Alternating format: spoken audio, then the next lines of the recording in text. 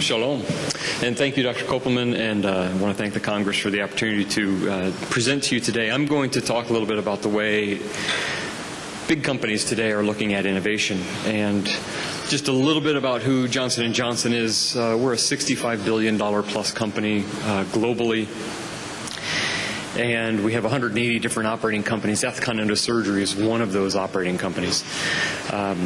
And what I'm going to talk to you a little bit about today is how we got to where we are, and a piece of that is our global reach.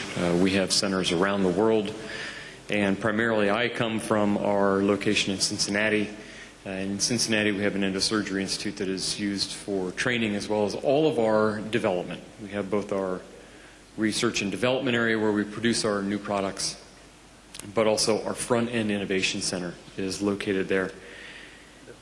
And the reason that I'm here to give this talk is really to reinforce our vision and our mission. Our vision is all about transforming patient care through innovation. So it fits with this conversation about, where is the future of healthcare headed? In the past 5 years, we've launched significant new products. In the last 20 years, we've moved from being a market follower to the market leader, and now we see ourselves as the market innovator. And the challenge in this, of course, is figuring out, so what should you innovate? So what I'm going to transition to now is talking about what we've learned. And in the spirit of full disclosure, one thing we've learned is failure is necessary for learning. We've had more than our fair share of our failure experiences, but again, that's how you get better. We don't have all the answers, but we do have access to Wikipedia. So while we aren't always the people with all the right answers, we go find those who do have them. And we suspect that these models that I'm going to show you can be adapted to other companies as well as into clinical practice. But one thing we've learned is that the culture is critical. If you're going to create a culture of innovation, that in and of itself requires a lot of work. So, why do we need new models for innovation? I'm not going to talk about why do you need innovation. You've heard a lot about why innovation is important, but we actually think you need new models to do innovation. And here's what we're seeing. We've constrained resources around the world, every country, including Israel, right, dealing with fewer resources going into healthcare. At the same time, you have an aging population, continued growth in the obesity market and the associated comorbidities. We also see that there are a significant number of research breakthroughs coming out. So we're learning more and more about anatomy, physiology, and cellular processes, and that is leading us to believe that some of those can be translated to new opportunities. We also know that innovation is necessary for business vitality. If we don't innovate, someone else will.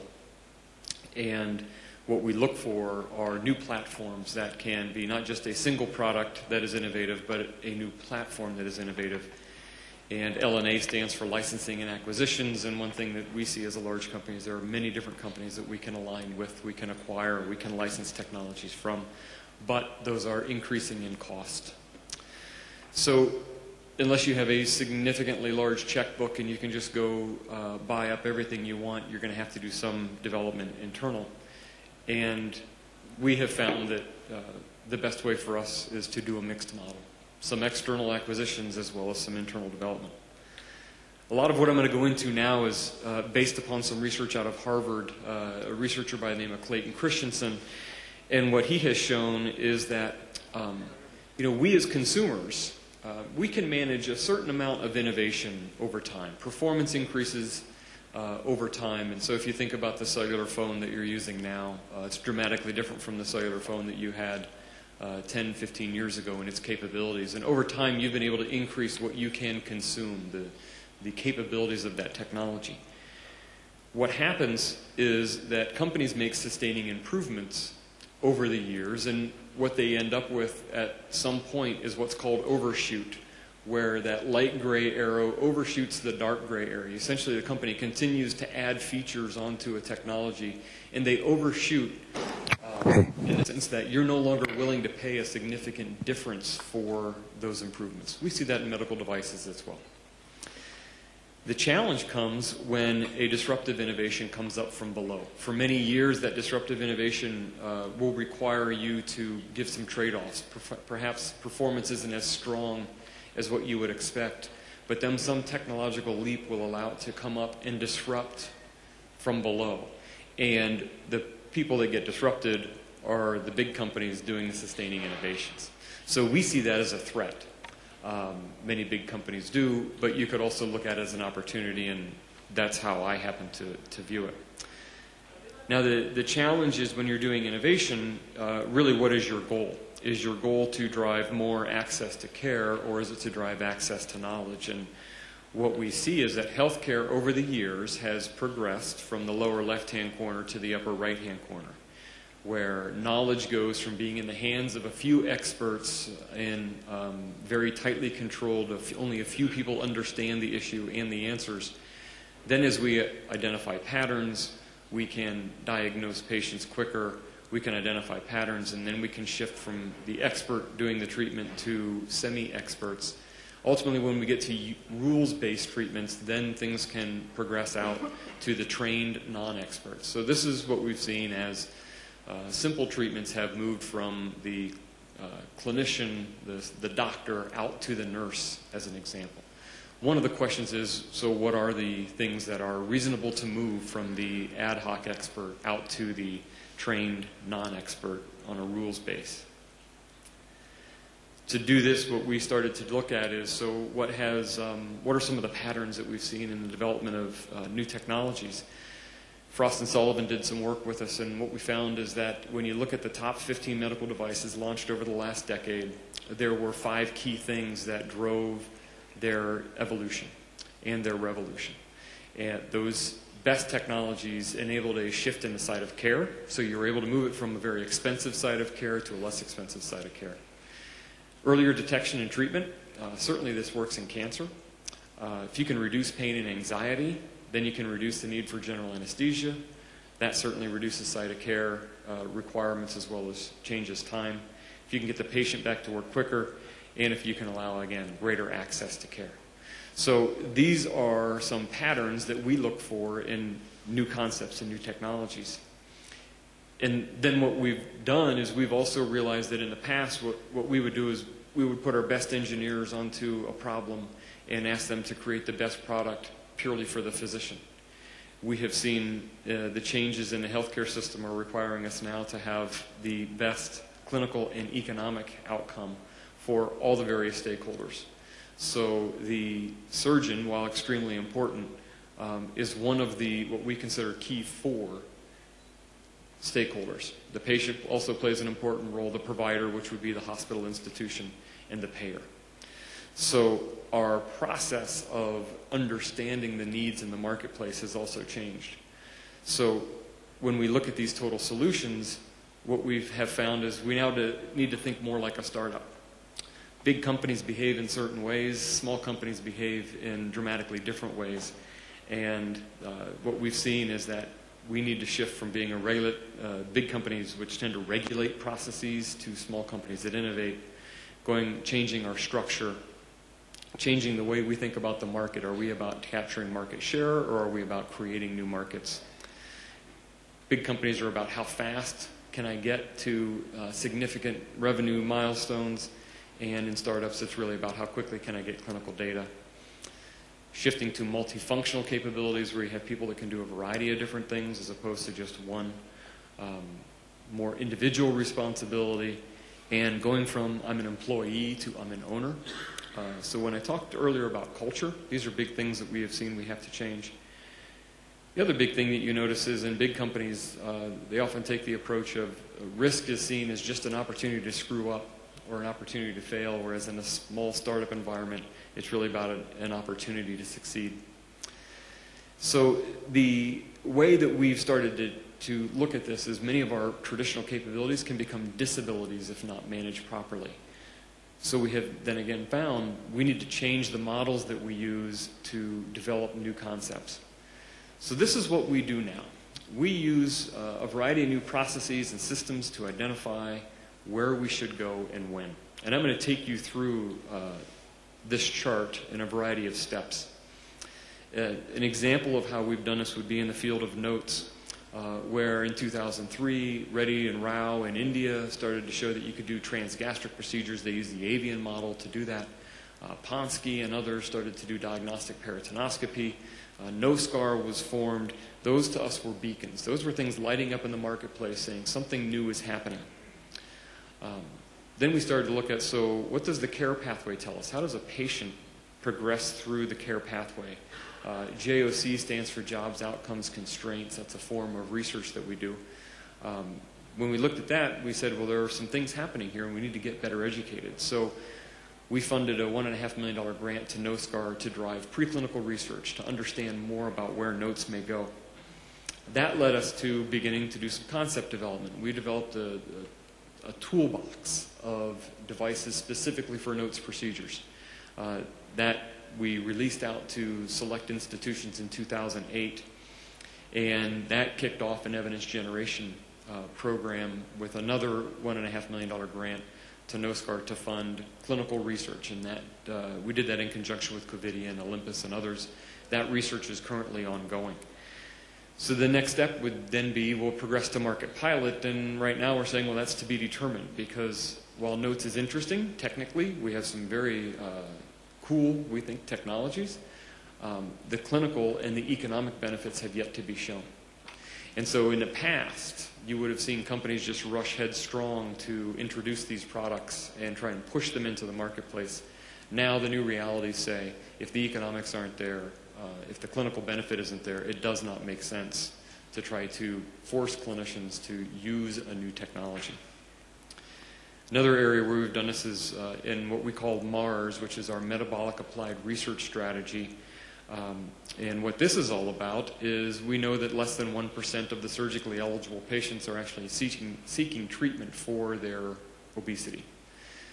So how do we shift this curve from the gray line to the red line? How do you get better results while driving invasiveness down? And the way we've done this is we've gone back into the preclinical model, looked at the Roux-en-Y, gastric bypass, sleeve gastrectomy, band, as well as laparoscopic greater curvature plication to understand their mode of action. How do they work?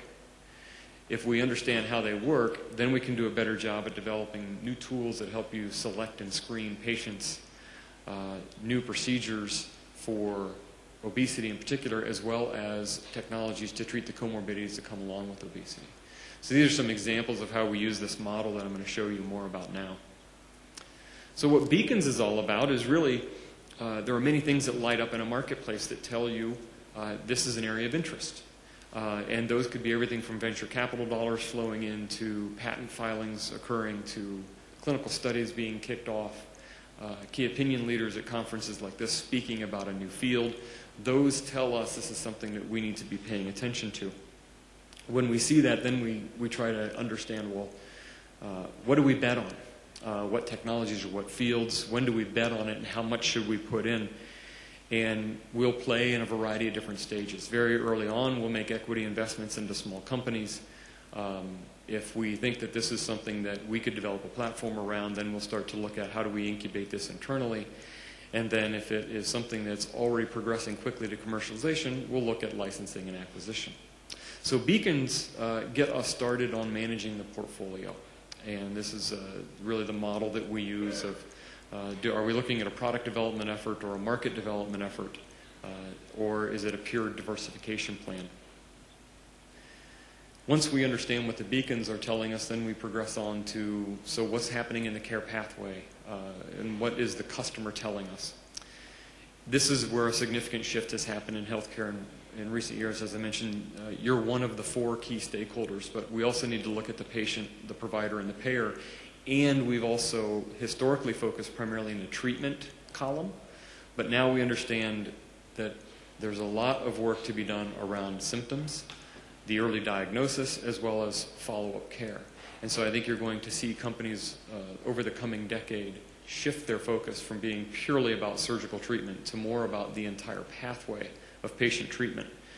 So an example of where we've done this is looking at pancreatic cancer. And this is an example from the notes field where we went and we mapped the entire pathway of what happens to the patient from the time they first get symptoms all the way until they end up with a a definitive treatment at the end. And what we do is we map this pathway. We look at the dollars that are invested.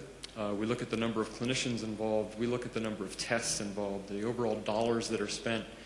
And we take what we would consider a manufacturing lean process, where you bring in process excellence people to look at how do you take significant inefficiencies out of the system. And that would tell you then where to focus your development efforts. Now, one of the tools that we use for this is a different way to ask questions about improvements. So historically, you would hear people talk about, so what are your unmet needs? You know, if you could do something different than what you're doing today, what would that be? And the challenge there is consumers can very rarely tell you what they need, right? Consumers wouldn't have been able to tell you that they need a microwave.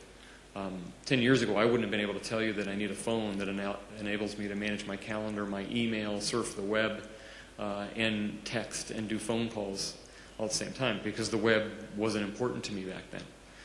So we use a type of research called JOC, Jobs, Outcomes, Constraints. And what this is really focused on is what's the primary job that you're trying to get done. So the example here would be to walk into a hardware store and you look to buy a drill bit in today's marketplace. But to really step this back, you would ask the customer, well, what's the job you're trying to get done? Well, I'm trying to make a 2-inch hole. Well, if I tell my engineers that I need a device or a technology that's going to make a 2-inch hole, they're not going to be constrained by thinking it only can be done by a drill. They might be able to come up with a solution that does that by laser, for example. So in developing technologies, we try to take a very broad approach through JOC research. That then leads into the concept development effort. And our particular model is one we call a spiral. And what that means is you start, but then multiple times throughout the development process, you're checking back on the clinical risk, the commercial risk, the technical risk, and the regulatory risk. Unfortunately, this takes us longer and costs more than we would like, but that's just the reality of product development. Once you've got a concept, then we progress to evidence generation. And really what evidence generation is about is, because economic and clinical benefits are what are going to drive the future, you now need more data earlier to launch new technologies. So again, we look at across all 4 stakeholders, what are the data that need to be shown to progress these solutions from concept to the point where they're ready for market adoption. And this process really requires a look at, so what are the things that a patient would need to hear? What are the things that you as a clinician would need to communicate to that patient? And we progress through a series of analyses to develop an evidence generation plan that essentially says, here are the studies that are going to be done over the next 5 to 10 years. Some of these are going to be company-sponsored. Some of them are going to be done individually. But the ideal is that you end up with clinical and economic evidence to back up your claims, and those claims then help you get your regulatory approval, your reimbursement status. They help establish healthcare policies, and that is what's going to lead to market adoption. Once you've got your evidence developed, then you can progress on to what we call market pilot. And really what market pilot is about is changing the way we launch products, as opposed to developing a new product and then immediately launching it around the world using a very expensive sales and marketing team. We now look at how do we pilot it. Our learnings here have been influenced by another researcher out of Harvard by the name of Mark Johnson, and he offers this theory that your value proposition, meaning the value that the technology is going to offer to the marketplace, has to be interlinked with the business model. There are different ways to sell products. For example, in the U.S., laser surgery is primarily what we would consider a franchise model.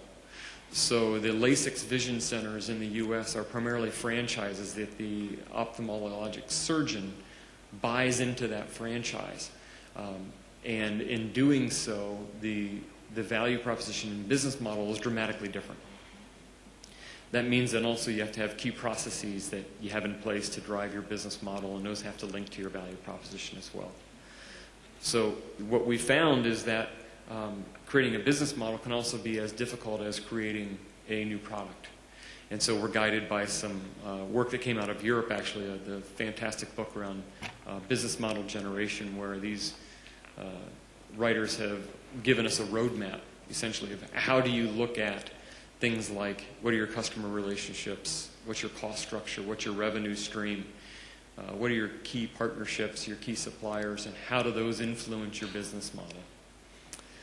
So the key is you go through all of these new and different steps to not only develop the product, but then also develop the way you're going to bring it to market.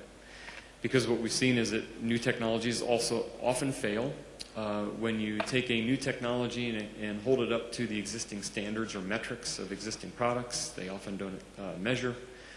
We've learned we need the clinical and economic data to support new products. That means that we have to spend different dollars in research earlier.